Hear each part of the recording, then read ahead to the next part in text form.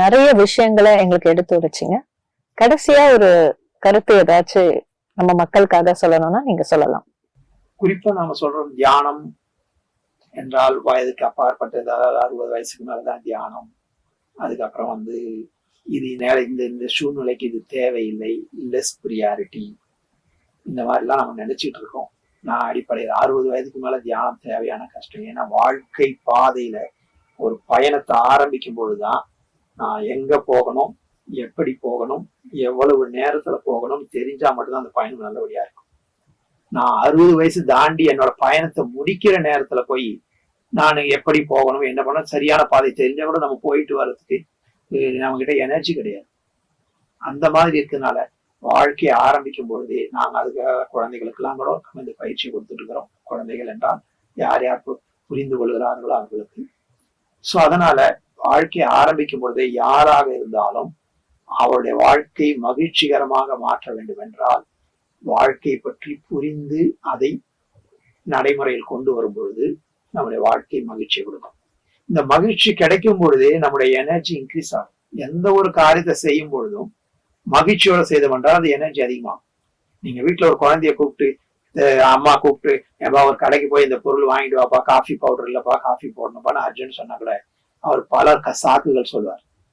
ஆனா அதே ஃப்ரெண்டு அவரோட ஃப்ரெண்டு வாப்பா கிரிக்கெட் விளையாட போலான்னா 3 மணி நேரம் 4 மணி நேரத்துக்கு வெயில் நிக்கிறதுக்கு அவருக்கு எனர்ஜி கிடைக்கும். ஏன்? Because he loves it, he is enjoying it. So அந்த மாதிரி எந்த ஒரு விஷயத்த நமக்கு மகிழ்ச்சியும் கிடைக்கிறதோ அப்ப அதுக்கு ஆட்டோமேட்டிக்கா நம்மளுடைய எஃபிஷியன்ஸும் எனர்ஜியும் கூடும். அதனால நம்மளுடைய லைஃபோட ப்ரியாரிட்டி நான் முதல்ல சொன்ன மாதிரிதான். வாழ்க்கை வந்திருக்கிறோம், இந்த உடல்ல வந்திருக்கிறோம், உடலை பத்தியும் தெரிஞ்சுக்கணும், உயிரை பத்தியும் தெரிந்து கொள்ள வேண்டும். தெரிந்து புரிந்து வாழ ஆரம்பிச்சிட்டோம்னா we'll enjoy the game. அந்த வாழ்க்கையோட கேமை என்ஜாய் பண்றதுக்கு நமக்கு இந்த புரிதல் தேவை. குறிப்பா பல நேரத்துல என்ன கேட்கறாங்க, சில நேரத்துல, சார் நீங்க சொல்ற மாதிரி தியானம் பண்றோம், நேர்மையா இருக்கணும்னு நினைக்கிறோம், அடுத்தவங்களுக்கு துக்கம் கொடுக்க கூடாதுன்னு நினைக்கிறோம், ஆனால் கூட நல்லவங்களுக்கு தான் கஷ்டம் வருது, நல்லவங்களுக்கு தான் பிரச்சனைகள் வருகிறது, அப்ப நாங்க எப்படி பண்றது அப்படின்னு கூட கேட்கிறாங்க. அப்கோர்ஸ் இன்னைக்கு முழு உலகமும் வெறும் மெட்டீரியலிஸ்டிக் ஆங்கிள் தான் போய் கொண்டிருக்கு, தவறான பாதையில போய் கொண்டிருக்கு. அதுல கொஞ்சம் பேராவது சரியான பாதையில போக ஆரம்பிக்கிறோம். Of course journey cannot be so easy, உடனே வந்துடாது. ஆனாலும் ஒருத்தர் செய்தாலும் நல்லதுன்னா அது நல்லதுதான், 100 பேர் தவறு செய்தாலும் தவறுதான். நம்ம குவான்டிட்டியை வச்சு டிசைட் பண்ணாம உங்க வாழ்க்கைக்கு எது திருப்தியை கொடுக்கிறதோ, எது மகிழ்ச்சியை கொடுக்கிறதோ அதன்படி நடக்கக்கூடிய பாதையை கண்டுபிடிங்கள், தொடர்ந்து நடப்பதற்கான சக்தியை அடையுங்கள். அப்ப நீங்க உங்க வாழ்க்கையை என்ஜாய் பண்ண ஆரம்பிப்பீங்க. ஸோ அதற்காக நாம என்ன சொல்கிறோம், வாழ்க்கையை புரிந்து கொண்டு வாழ ஆரம்பியுங்கள். அப்போ நேர்மையான வாழ்க்கையில சில விதிமுறைகள்லாம் இருக்கிறது. நாம இந்த வாழ்க்கையை இந்த ஒரு பிறவிக்காக தான் டிசைன் பண்றோம் சொம்பம். ஆனால் நாம இப்ப வாழக்கூடிய வாழ்க்கை இந்த பிறவி மட்டுமல்ல, ஸ்பிரிச்சுவலி பார்க்கும்போது இது அடுத்து வரக்கூடிய பிறவிகளையும் பாதிக்கக்கூடியது இருக்கிறது. ஸோ அந்த பாதிப்பு நாம உணர்வதில்லை. குழந்தைகளை கூட சொல்லுகிறோம், குழந்தைகளை அவங்களுக்கு என்ன சின்ன வயசு தானே, அவங்களுக்கு ஒன்றும் தெரியாது, எனக்கு தெரியும்னு நினைக்கிறோம். ஆனா ஸ்பிரிச்சுவலி பாத்தீங்கன்னா அவர்களும் சில வருடங்களுக்கு முன்னால் உங்களை விட வயதான உருவத்துல வாழ்ந்திருக்கிறாங்க, மறுபிறவி எடுத்து இப்ப நம்ம குழந்தையா பிறந்திருக்கிறாங்க. நாம அந்த ஆங்கிள் எல்லாம் பிரச்சனையை அணுகிறது கிடையாது. அவங்கள என்ன சொல்றோம், அவங்களுக்கு ஒன்றும் தெரியல, இதெல்லாம் பண்றாங்கன்னு நினைக்கிறேன். ஸோ இதெல்லாம் புரிதலுக்கு ஆன்மீக அறிவு இருந்தால்தான் வாழ்க்கையை புரிந்து கொண்டு வாழ்ந்தோம் என்றால் வாழ்க்கையை என்ஜாய் பண்ண முடியும். நானும் கிட்டத்தட்ட 30 வருடம் வரைக்கும் அந்த மாதிரிதான் வாழ்ந்து வந்தோம். இப்ப அடுத்த 30 வருடம் இந்த ஆன்மீக அண்டர்ஸ்டாண்டிங்கோட வாழ்க்கையை வாழ்ந்து வருகிறோம். வரும் பொழுது இதே உலகத்துல தான் வாழறோம். இதே உலகத்துல எல்லாருக்கும் என்ன பிரச்சனைகளோ அதே பிரச்சனை தான் இங்க இருக்கு. கொரோனா உங்களுக்கு இருக்கு, நமக்கு இருக்கு, எல்லாருக்கும் இருக்கு. சில விதிமுறைகளை புரிந்து கொண்டு வாழறதுனால I can say the next 30 years I really enjoyed the life. முதல் 30 வருஷம் எல்லாரும் வாழ்ந்த போல வாழ்ந்தோன்னு வேணா சொல்லிக்கலாமே தவிர, ஆனால் வாழ்க்கை புரிந்து வாழும் பொழுதுதான் அதை என்ஜாய் பண்றதுன்னு தோணுது. அதுதான் எனக்கு எனர்ஜியை கொடுக்குது.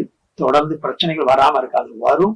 ஆனா அதை கடந்து செல்லக்கூடிய மனோபலமும் என்னிடத்துல இருக்குதுன்ற தைரியத்தோட, சமுதாயம் எந்த தவறான பாதையில போனாலும் நான் இப்படித்தான் போக வேண்டும் என்ற ஒரு டிட்டர்மினேஷன், அந்த பவரும் இந்த மெடிடேஷன் அண்டர்ஸ்டாண்டிங் கிடைக்கும் பொழுது நிச்சயமா வாழ்க்கையை வெற்றிகரமாக வாழ்வேன் என்ற நம்பிக்கை எனக்கு இருக்கிறது. இதைத்தான் ஒவ்வொரு தனி மனிதரும் உருவாக்கி கொள்ள வேண்டும். சமுதாயம் சரியாயிடும், அப்ப நாம என்ஜாய் பண்ணலாம் நினைக்க வேண்டாம். நாம சரியாகும், ஏன்னா நாம் தான் சமுதாயம். நாம பல பேர் சேர்ந்துதான் சமுதாயத்தை உருவாக்குறோம்.